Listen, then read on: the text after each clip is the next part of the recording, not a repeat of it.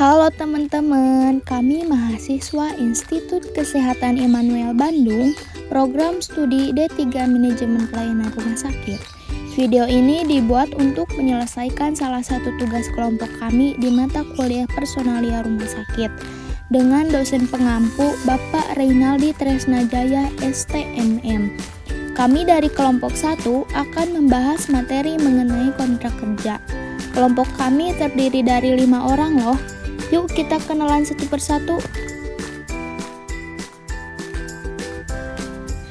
Bunga Julia Pratiwi dengan NIM 1346121009. Hana Rahmana Agustina dengan NIM 1346121005. Rahadika Aditya Permana dengan NIM 1346121003. Reni Marsyanda dengan NIM 1346121007. Feren Clarita dengan NIM 1346121011. Nah, berikut penjelasannya. Yuk simak baik-baik.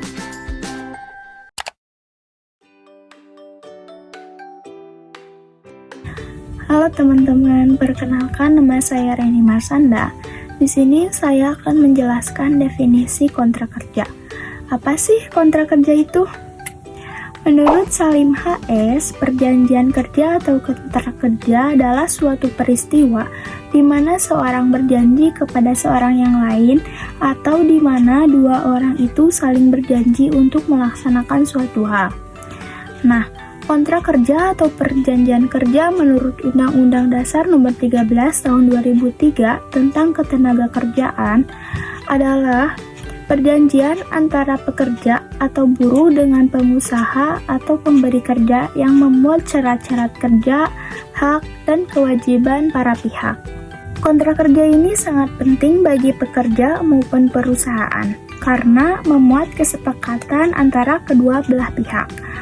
Dalam muatan perjanjian kerja tersebut, rekan-rekan juga harus memastikan bahwa isi kontrak kerja tidak bertentangan dengan ketertiban umum, kesusilaan, dan peraturan perundang-undangan yang berlaku, serta pekerjaan yang dijanjikan tidak boleh bertentangan dengan peraturan perusahaan dan perjanjian kerja bersama. Oleh karena itu, sebelum menandatangani kontrak kerja, rekan-rekan harus benar-benar teliti dan cermat saat membaca isi perjanjian kerja. Nah, apa saja sih perjanjian kerja itu? Yuk, cek pembahasan berikutnya.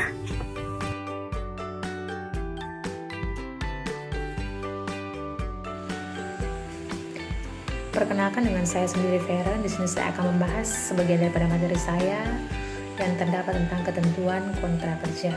Sebagaimana yang kita tahu, ketentuan kontrak kerja terikat dengan undang-undang. Sebagai berikut, pasal 54 ayat 1 Undang-Undang Nomor 13 Tahun 2003 tentang Ketenagakerjaan mengatur perjanjian kerja yang dibuat secara tertulis sebagai berikut. Di dalam poin-poin tersebut akan saya bahas di dalam 9 poin. Yang pertama, profil perusahaan meliputi nama, alamat, dan jenis usaha yang dijalankan. Dan yang kedua, profil karyawan meliputi nama, jenis, kelamin, umur, dan alamat karyawan. Dan yang ketiga, jabatan atau jenis pekerjaan yang diberikan. Dan yang keempat, informasi terkait tempat kerja. Dan yang kelima, jumlah upah atau UMR yang diberikan dan rata-rata cara pembayarannya. Dan yang keenam, syarat-syarat kerja yang memuat hak dan kewajiban perusahaan dan karyawan tersebut. Dan yang ketujuh, mencantumkan jangka waktu memperlakukan surat dan perjanjian kerja. Yang kedelapan, informasi terkait tempat dan tanggal pembuatan surat perjanjian kerja. Dan yang kesembilan, tanda tangan kedua belah pihak dalam surat perjanjian kerja. Sekian, terima kasih dari saya.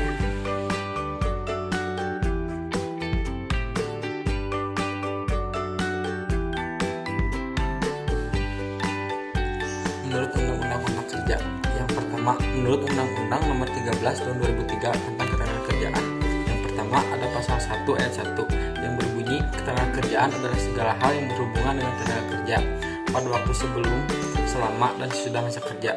Lalu ada pasal 1 ayat 2 yang berbunyi, tenaga kerja adalah setiap orang yang mampu melakukan pekerjaan guna menghasilkan barang dan jasa, baik untuk memenuhi kebutuhan sendiri maupun untuk masyarakat. Yang lalu ada pasal 1 ayat 3 yang berbunyi pekerja atau buruh adalah setiap orang yang bekerja dengan menerima upah atau imbalan dengan bentuk lain. Lalu ada pasal 1 ayat 4 yang berbunyi pemberian kerja orang perseorangan, pengusaha, badan hukum, atau badan-badan lainnya yang mempekerjakan tenaga kerja dengan membayar upah atau imbalan dengan bentuk lain.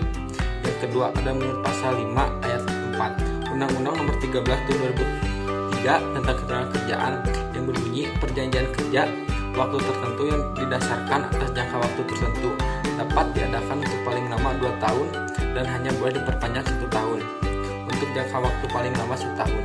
Yang ketiga, menurut Undang-Undang Cipta Kerja Nomor 11 Tahun 2020 Pasal 1 ayat 1 yang berbunyi cipta kerja adalah upaya penciptaan kerja melalui usaha kemudahan, perlindungan dan pemberdayaan, koperasi, dan untuk usaha mikro, kecil dan menengah, peningkatan ekosistem investasi dan kemudahan berusaha dan investasi pemerintahan pusat dan percepatan proyek strategi nasional.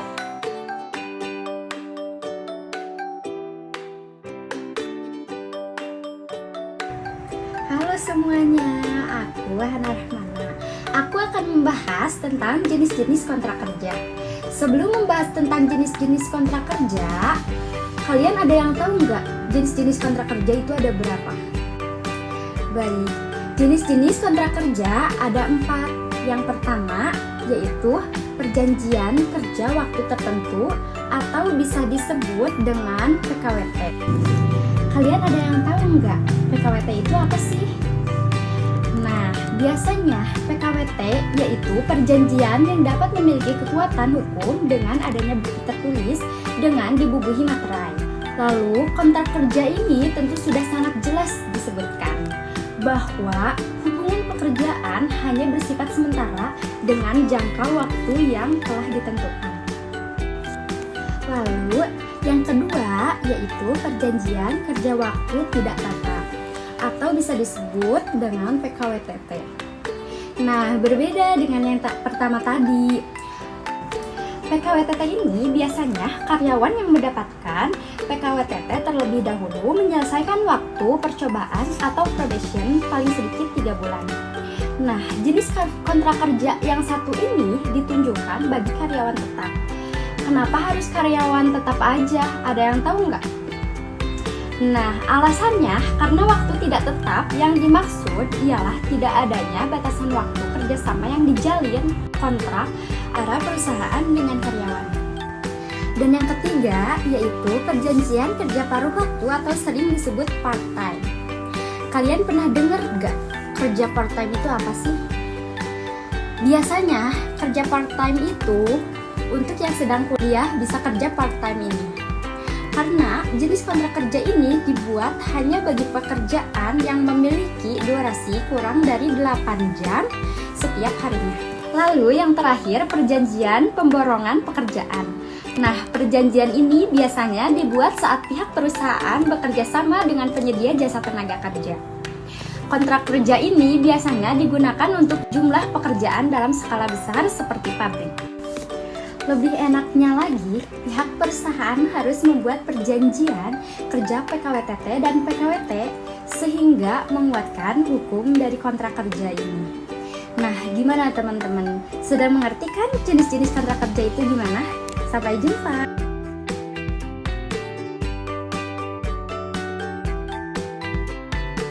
Lalu, apa saja sih yang menjadi hak dan kewajiban dalam surat kontrak kerja? Lalu, elemen apa saja yang menjadi elemen utama dalam perjanjian kerja? Elemen utama dalam surat perjanjian kerja yaitu hak dan juga kewajiban antara perusahaan dan karyawan. Di setiap perusahaan memiliki peraturan yang berbeda mengenai hak dan kewajiban yang harus dipenuhi oleh kedua belah pihak. Oleh karena itu, bagian personalia harus memiliki pedoman sendiri mengenai hak dan juga kewajiban. Lalu, kira-kira apa saja ya yang menjadi hak dan juga kewajiban yang umum sekali digunakan oleh perusahaan dan juga karyawan? Contoh hak dan juga kewajiban yang paling umum digunakan oleh perusahaan yaitu perusahaan wajib untuk memberikan upah dalam jumlah yang telah disepakati setiap bulannya kepada karyawan. dan juga berhak untuk menilai setiap karyawannya sesuai dengan tanggung jawab yang sudah diberikan kepada setiap karyawan yang bekerja di dalam perusahaannya. Lalu contoh hak dan kewajiban karyawan yang paling umum atau yang paling sering digunakan yaitu karyawan wajib sekali mematuhi dan menaati peraturan perusahaan serta menjalankan pekerjaan dengan penuh tanggung jawab dan juga serius. Lalu karyawan juga berhak sekali untuk mendapatkan upah sesuai dengan jumlah yang sudah disepakati setiap bulannya. Selain itu, masih banyak lagi hak dan juga kewajiban yang bisa ditemukan dalam pasal-pasal yang ada di dalam surat perjanjian kontrak kerja. Contohnya, seperti rincian tanggung jawab kerja, syarat dan ketentuan lembur, dan masih banyak lagi ketentuan-ketentuan yang lainnya.